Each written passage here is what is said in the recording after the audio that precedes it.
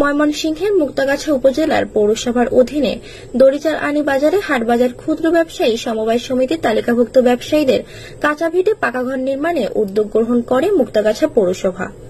পৌর কর্তৃপক্ষ মিথ্যা আশ্বাস দিয়ে বাজারের প্রকৃত ব্যবসায়ীদের নিজ নিজ ভিটে অধিকাংশ বহিরাগত ব্যবসায়ীদের বিভিন্ন অঙ্কের টাকা নিয়ে বরাদ্দ দিয়ে 20 থেকে 30 বছরের প্রকৃত ব্যবসায়ীদের ব্যবসা থেকে বঞ্চিত করার উদ্যোগ নিয়েছে।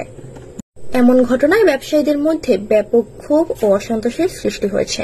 সরেজমিনে দড়িচার আনি বাজারে ব্যবসায়ী ফালু মির্জা জানান, আমি 30-35 বছর ধরে দোকানদারি করতেছি। আজকে সকাল 6টার সময় আমি কালকে রাতে 1টার সময় দোকানদারি করে বাসার জায়গা বাসাত গেলে বাজারের ইজাকদার মান্নান হে আমার সকাল 6টার দিকে ফোন দিয়ে কইতেছে যে ভালো ভাই তোমার দোকানের মাল আমার লুট হয়ে যেতেছে, তুমি তাড়াতাড়ি আসো। পরে আমি বাড়ি থেকে আইসি, এটা আজকের ঘটনা আর কি। আইলে আইয়া দেখি যে আপনার এই মালামাল আমার সবকিছু বাইরে এরকম রুবেল খারা আর একটা নুর ইসলাম করে লোক, ওই লোক আমি দোকানের মধ্যে বাবা ওরে বসাই দিছে। বসাই দিয়ে আমার রুবেলে বললো যে তুমি মেয়রের পকলে যাও, মেয়রের পকলে গেলে সমাধান হবো। এই ওই মুখ করেছে 5 লাখ করে বেচ চালাই দিছে, তোমার কাছে টেয়া চাইলো, তুমি টেয়া দিলা না কেন? আমি আমার টেয়া কইবা, আমরা গরিব মানুষ কাছে আমার কয় টেয়া পুঁজি আছে, কয় টেয়া ক্যাশ আছে। তা আমার দাবি হইলো একটাই, আমার একটা প্রতিবন্ধী মেয়ে আছে, বউ ফুলাবান আছে, সর্বহারা বাড়ির মধ্যে 1% জায়গাও নাই যে কইরা খামু। দৈনিক হাটে বাজারও যাই, কিছু ব্যবসা বাণিজ্য করে ঋণ বিন করে কিছু মালটা উড়াইছে, ব্যবসায়ী সমিতি করে দৈনিক কিস্তি লইয়া এই কিস্তি দিতেছি, চান্দাইতেছি, ব্যবসা করতেছি, ডাইল বাচ্চাটা খাইতেছি। ওখানে আমার কি বিচার হয় আমি মিডিয়া আপনার কাছে আমার বক্তব্য এটুক, যেটুক কইলাম সত্য কথা বললাম। ওখান মনে করুন যে আমার যেতে আমার দোকান যেতে আগের আছিল যে আমি আমার দোকান পাই, এটাই আমার দাবি। বাঁশ বাঁধছি, দড়ি বাঁধছি, আমি যদি এই দোকান না পাই আমি এই যে দড়ির মধ্যে আত্মহত্যা করবো, পরিবার ফুলাই পানস কেরিতে খাবার দিতে পারবো না, কোন হানো যাবো, কোনো কর্ম নাই, এমনি বেকার। তা আমার একটাই দাবি, আমি বাঁশ বাঁধছি, ওই দড়ি বাঁধছি, আপনার দেখেন আমার যদি মেয়র সব যদি এই দোকান যদি না দেয় আমি ওই বাঁশ লই দোকানের মধ্যে, মরলো আমি এই দোকানের মধ্যে।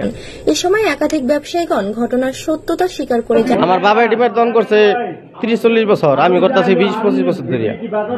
আমি এখন পর্যন্ত বিট পাই নাই। আমার বিট কার্ড আমি এরপরে বাজারের সমিতির লোক যোগাছি, আমরা একতা সবাই আছি, সবাই আছো না, সবাই বলো না কে যার বিট তাকে দেব, একটা টাকা নেব না। আমরা কি করে খামু, কই যে দাঁড়ামু?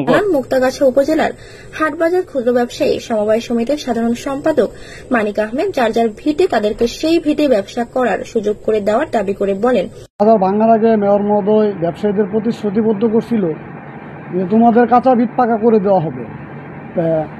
এখন ইতিমধ্যে দেখা যাচ্ছে এরকম যে পাকা ঠিকই হয়েছে, কিন্তু আমার 55-60 বছর, 50 বছর, 40 বছর এরকম ব্যবসায়ী, অনেক ব্যবসায়ী বিট পাচ্ছে না। তো বিট পাচ্ছে না, এর একটা মূল কারণ আমরা এক্সাম্পল হিসেবে সামনে আনতে চাই গণমাধ্যমের। উনি আমার জানা মতে যার কাছ থেকে যেভাবে পারতেছে অর্থ বিনিময় হচ্ছে। তো দেখা গেছে যে আমার অনেক গরিব ব্যবসায়ী আছে বাজারে, তারা তাহাকে অর্থ প্রদান করতে পারে নাই, যে কারণে তাদেরকে উচ্ছেদের পরিকল্পনা চলতেছে।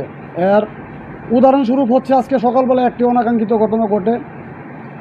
জনাব ফালু মির্জার দোকানের মালামাল পৌর কর্তৃপক্ষের 2-1 কর্মকর্তা ও বহিরাগত গুন্ডাপান্ডা নিয়ে আইসা তার মালামাল উঠাইয়া পৌরসভায় নিয়ে যায়।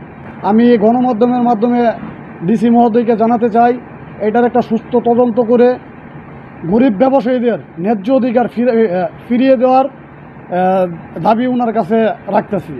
আমার জানা মতে এখানে প্রায় 15 থেকে 16 জনের মতো বহিরাগত ব্যবসায়ী ঢুকছে, যারা প্রভাবশালী, টাকা পয়সা এবং শক্তিতে বলিয়ান।